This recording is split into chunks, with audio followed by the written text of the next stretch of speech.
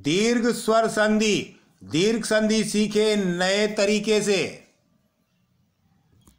दीर्घ स्वर संधि नियम, जब ह्रस्व या दीर्घ स्वर अ, ई, उ ये ह्रस्व स्वर के रूप हैं, इनके दीर्घ स्वर होंगे आ, ई और उ, ये दीर्घ स्वर है, तो आगे या तो ह्रस्व स्वर होगा या दीर्घ स्वर होगा, और उसके बाद अपने ही समान स्वर से मेल हो, यानी अ, ई, उ का अपने ही समान स्वर से मेल हो, तो दोनों मिलकर के दीर्घ स्वर में परिवर्तित हो जाते हैं।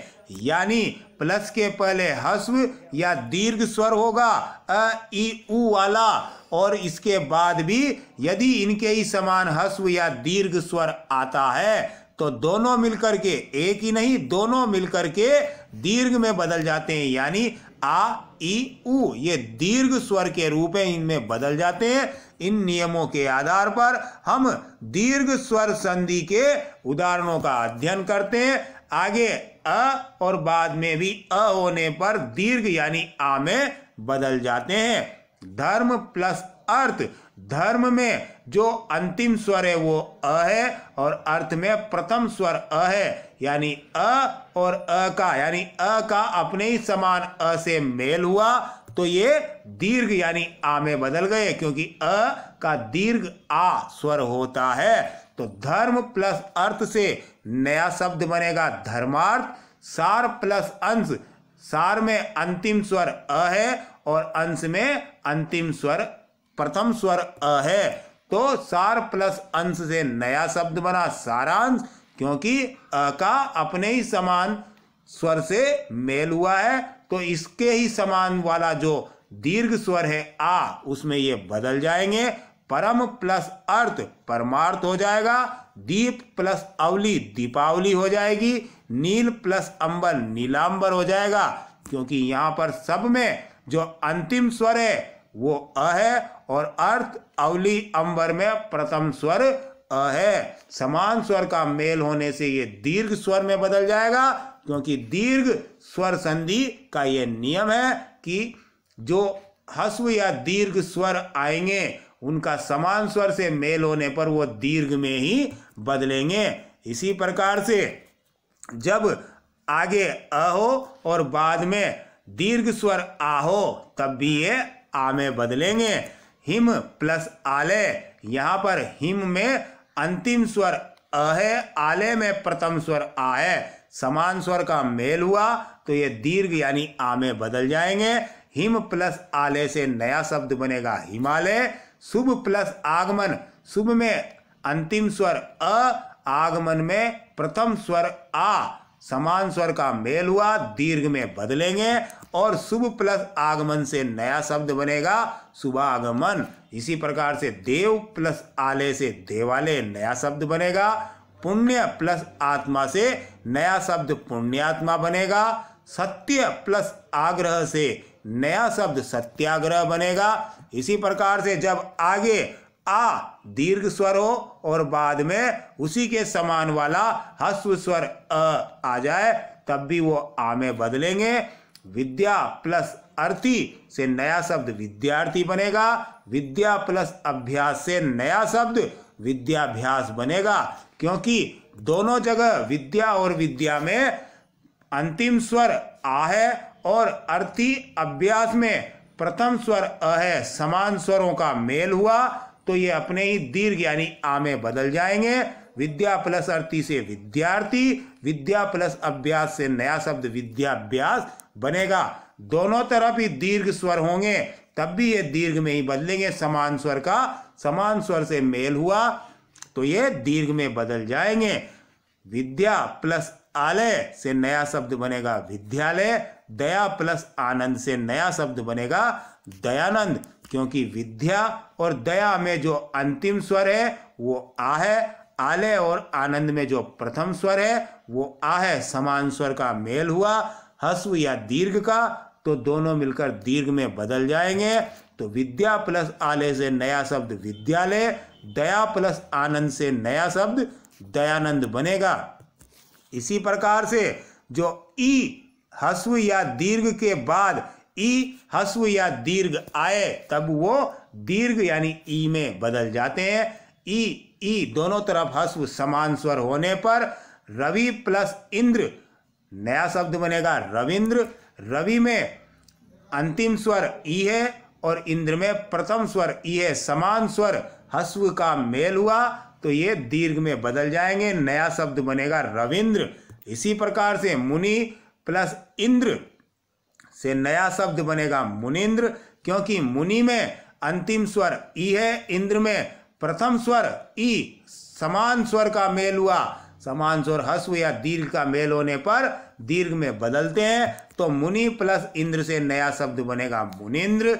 इसी प्रकार से ई का ई यानी हस्व ई का दीर्घ ई से मेल होने पर भी दोनों मिलकर के दीर्घ में बदल जाएंगे। समान स्वर का मेल हुआ तो दीर्घ में बदलेंगे। दोनों हस्व या दीर्घ का अपने ही समान स्वर से मेल होने पर मुनि प्लस ईस से मुनिस बनेगा, गिरी प्लस ईस से नया शब्द गिरीश बनेगा, क्योंकि मुनि और गिरी दोनों में अंतिम जो स्वर है वो ई है।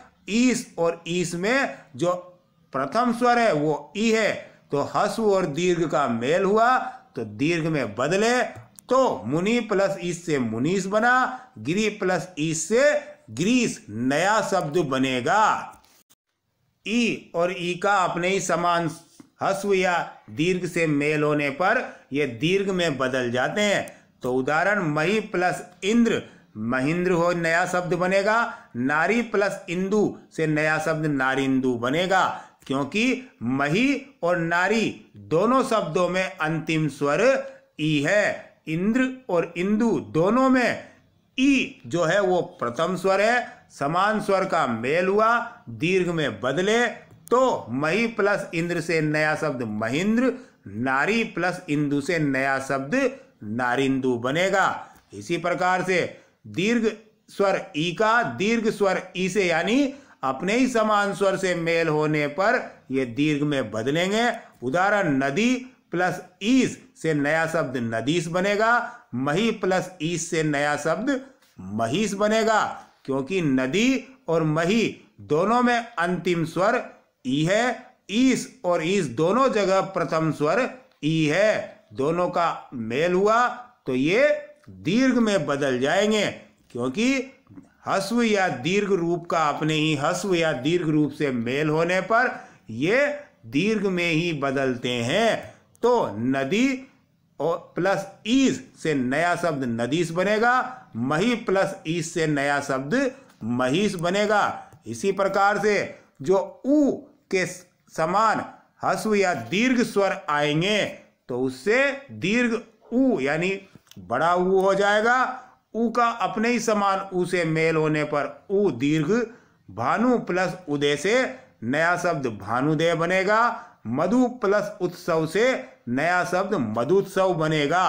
तो यहाँ पर भानु और मधु दोनों ही जगह पर अंतिम स्वर ऊ है। उदय और उत्सव में प्रथम स्वर ऊ है, अपने ही समान स्वर से मेल हुआ तो यहाँ पर दीर्घ स्वर में बदल जाएंगे। भानु प्लस उदय से नया शब्द भानुदय, मधु प्लस उत्सव से नया शब्द मधुत्सव बन जाएगा। इसी प्रकार से ऊ और दीर्घ ऊ का मेल होने पर ये दोनों दीर्घ में बदल जाएंगे।